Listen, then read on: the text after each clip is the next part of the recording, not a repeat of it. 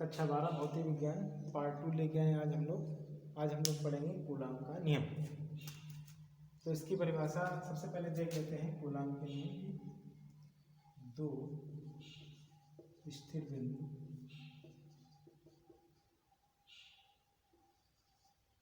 आवेशों के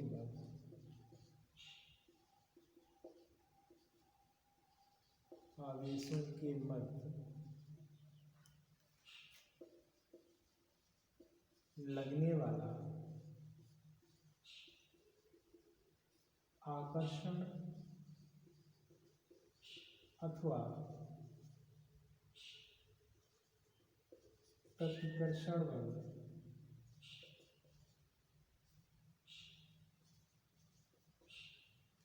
दो स्थिर बिंदु आवेशों के मध्य लगने वाला आकर्षण अथवा प्रतिकर्षण बल के गुणनफल के अनुक्रमानुपाती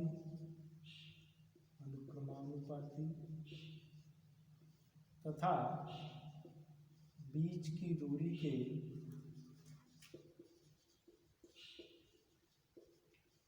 वर्ग के व्युत्क्रमानुपाती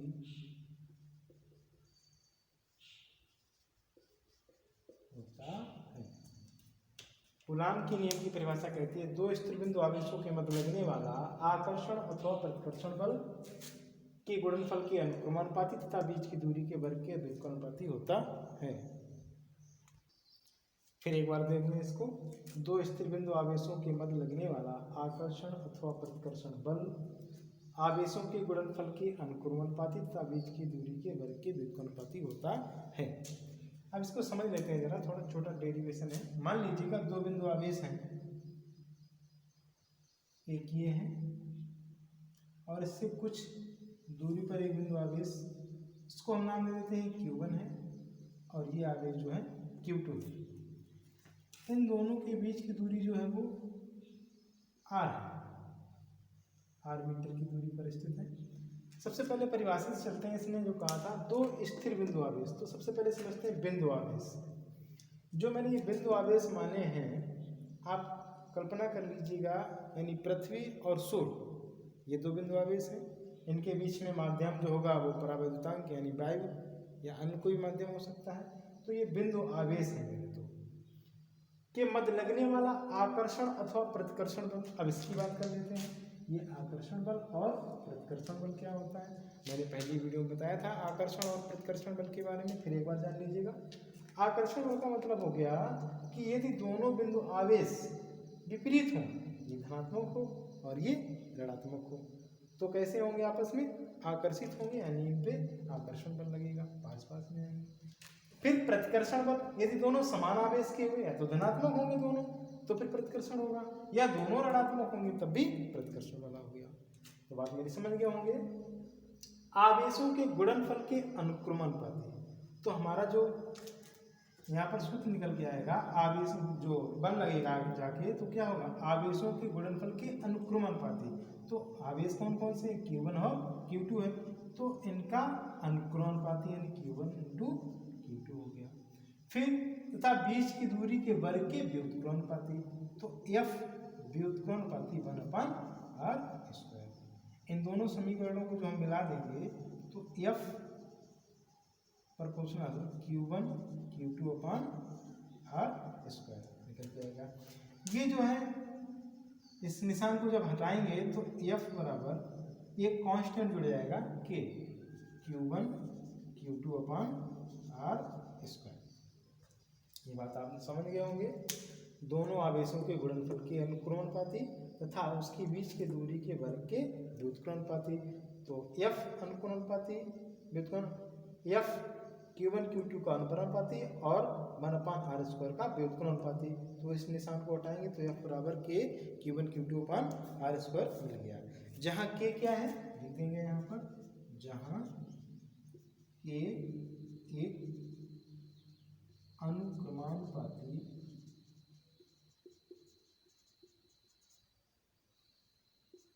नियतांक है, कि एक अनुक्रमानुपाती नियतांक है।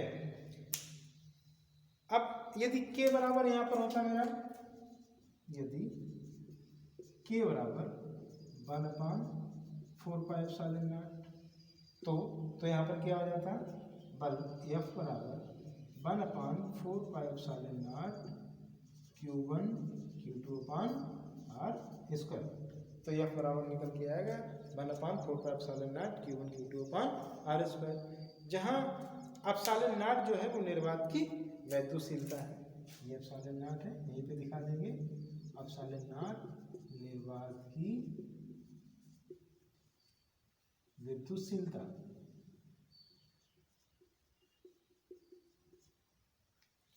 एप्सिलॉन नॉट निर्वात की वैद्युशीलता है। यदि यहाँ पर ये विद्युशीलता जो होती है ये इनके मात्रकों पर निर्भर होती है। जैसे बल F है, बल है, बल का मात्रक क्या होता है भैया, न्यूटन। आवेश Q है, आवेश का मात्रक कूलाम होता है। और r दूरी है, दूरी का मात्रक जो होता है वो मीटर होता है। तो यहाँ से हम इसके एप्सिलॉन नॉट के जो मात्रक की जो है परिकल्पना करेंगे कि एप्सिलॉन नॉट का मात्रक क्या निकल के आएगा, फिर इसकी विमा भी निकालेंगे यहीं पर। तो देखिए जरा, इधर चलते हैं। F बराबर 1/4πε0 इंटू Q1 Q2/r²। तो इस एप्सिलॉन नॉट को हम यहाँ लाए तो F यहाँ आ जाएगा। तो एप्सिलॉन नॉट बराबर 1/4π, एप्सिलॉन नॉट यहाँ गया तो F यहाँ आ जाएगा इंटू Q1 Q2/r²। ये वैल्यू आ गई मेरी। अब इसके मात्रक की बात कर लेते हैं। तो एप्सिलॉन नॉट बराबर, यहाँ ऊपर देखते हैं तो देखो कूलाम कूलाम कूलाम कूलाम है तो क्या हो जाएगा ऊपर, कूलाम स्क्वायर। आवेश है तो आवेश का मात्रक कूलाम होता है, ये आवेश का मात्रक कूलाम हो गया तो कूलाम कूलाम का गुणा करोगे तो कूलाम स्क्वायर हो जाएगा बटे ये 4π। ये कांस्टेंट है, इसका मान नियत होता है। पाई का मान जो होता है 3.14 या 22/7, ये तो कांस्टेंट है। तो अब बचा F, बल का मात्रक क्या होता है, न्यूटन। और इंटू r, r दूरी है, दूरी का मतलब क्या होता है, मीटर स्क्वायर। वर्ग लगा है तो यहाँ पे वर्ग लगा देंगे, यानी एप्सिलॉन का मात्रक क्या आ गया, कूलम स्क्वायर बटे न्यूटन मीटर स्क्वायर। यदि हम इसकी विमा की बात कर लेते हैं तो विमा कैसे निकाली जाएगी ये भी आप लोग देख लीजिएगा। कूलम, ये इसका Q बराबर सिंबल होता है IT, Q बराबर IT। I जो है धारा है, धारा का मात्रक क्या होता है, एम्पियर। एम्पियर को हम लोग विमा के लिए A से लिखते हैं और ये समय T को कैपिटल C से लिखते हैं। और दोनों पे क्या लगा है, वर्ग लगा है तो यहाँ भी वर्ग हो जाएगा, यहाँ भी वर्ग हो जाएगा। इसको नीचे ले लेते हैं एप्सिलॉन नॉट की विमा, यहाँ से हटा के यहाँ आपको दिखा देते हैं विमा।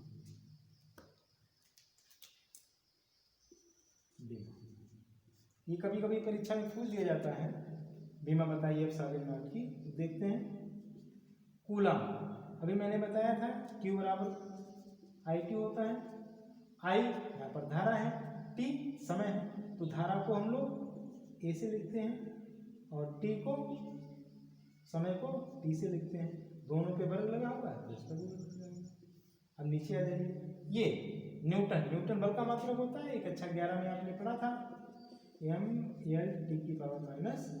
बल की विमा क्या होती है, mL/T⁻²। यहाँ लिख दीजिएगा mL/T⁻²। और मीटर, मीटर तो हम लोग जानते हैं, मीटर दूरी होती है। दूरी को कैसे लिखते हैं, L से। अब इसको ऊपर नीचे बराबर करके लिखेंगे तो एप्सिलॉन नॉट की विमा क्या आ जाएगी, देखो जो भी कटा है उसको काट दो और जो बच जाए उसको लिख लो। तो A⁻², और तो कोई है नहीं, ये T देखिएगा, दो ये है, दो ये माइनस का है, जब ये ऊपर जाएगा तो माइनस वाला प्लस का हो जाएगा, T⁴। और देखो L, दो ये है एक ये है तो L⁻3 बचा क्या नीचे, m को ऊपर ले जाओगे तो -1 हो जाएगा। इसको सही से लिख सकते हैं, इसको लिख सकते हैं m की पावर -1 a स्क्वायर t की पावर 4 और l की पावर 3। ये मेरी हो गई एप्सिलॉन नॉट की विमा। आइए जरा इसको फिर से देखते हैं विमा को।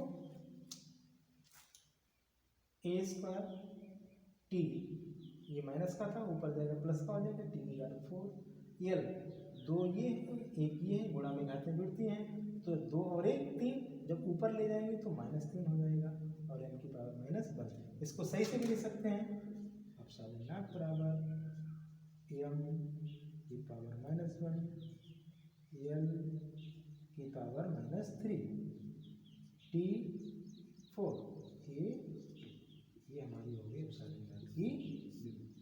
इसको आप लोग नोट कर लीजिए, सही से देख लीजिए। आगे हेडिंग है आपकी परावैद्युतांक का माध्यम।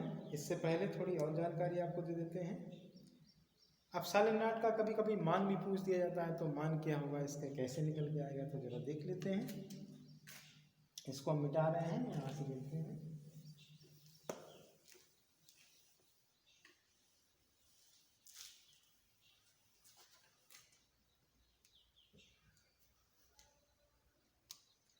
वैसे एप्सिलॉन नॉट का जो मान होता है 8.85 × 10⁻12 कूलाम के coulomb square newton metre square निकल के आता है। तो यहाँ पर हम लोग बल के मान की गणना करेंगे कि इसकी इस पूरे की जगह पे हम क्या ले सकते हैं।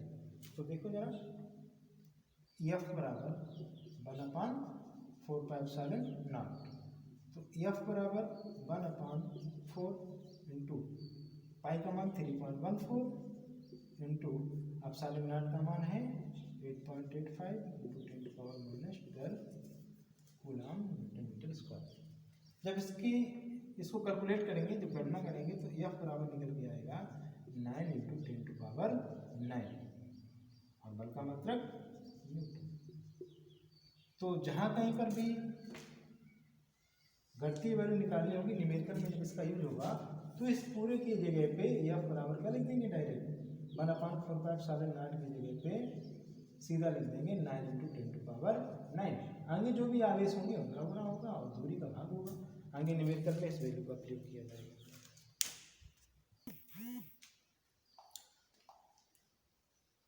देखो बच्चों, मेरा चैनल है फिजिक्स बाय राजीव सर, इसको आप लोग जो है सब्सक्राइब कर लें और जितने भी वीडियो मैं डालूंगा वो आप लोगों के पास में पहुंच जाएंगी। तो आप लोग बिल्कुल परेशान ना होइएगा, पूरा कोर्स आपका कंप्लीट करवाया जाएगा यहाँ पे। और इसको ज़रा आप लोग सभी लोग शेयर ज़रूर करते हैं अपने यार दोस्तों के पास में, अपने भाई बहनों के साथ में, जो भी पढ़ने वाले हों इंटर के छात्र छात्राएँ, और बेल आइकन को प्रेस कर दें, जिससे कि नई वीडियो की आने वाली नोटिफिकेशन आप लोगों को मिल जाए। अब हम बात करते हैं माध्यम का परावैद्युतांक। माध्यम का परावैद्युतांक, तो मान लीजिएगा दो बिंदु आवेश हैं, कूलाम का नियम मैंने पढ़ा था, दो बिंदु आवेश हैं, एक है Q1 और दूसरा है Q2। इनके बीच की जो दूरी है वो r मीटर। तो माध्यम के परावैद्युतांक में हम कोई एक ऐसा माध्यम इसमें मान लेते हैं जिसकी वैद्युतशीलता एप्सिलॉन है। मान लीजिएगा, माना माध्यम की विद्युतशीलता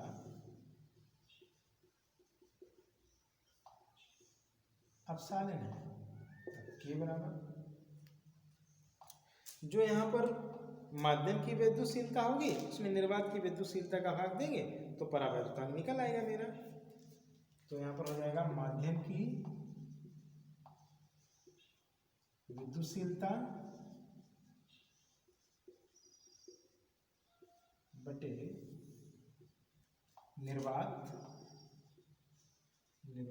अथवा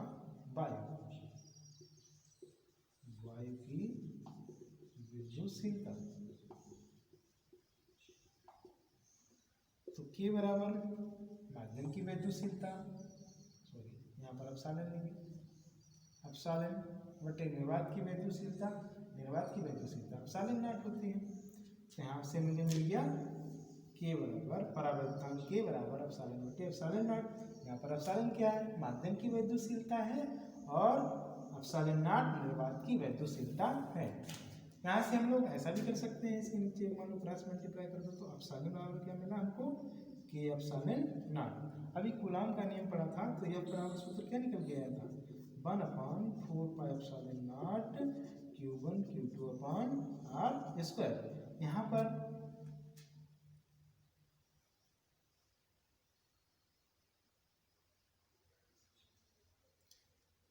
एप्सिलॉन भी ले सकते हैं, तो यहाँ पर एप्सिलॉन की जगह पे एप्सिलॉन नॉट भी ले सकते हैं।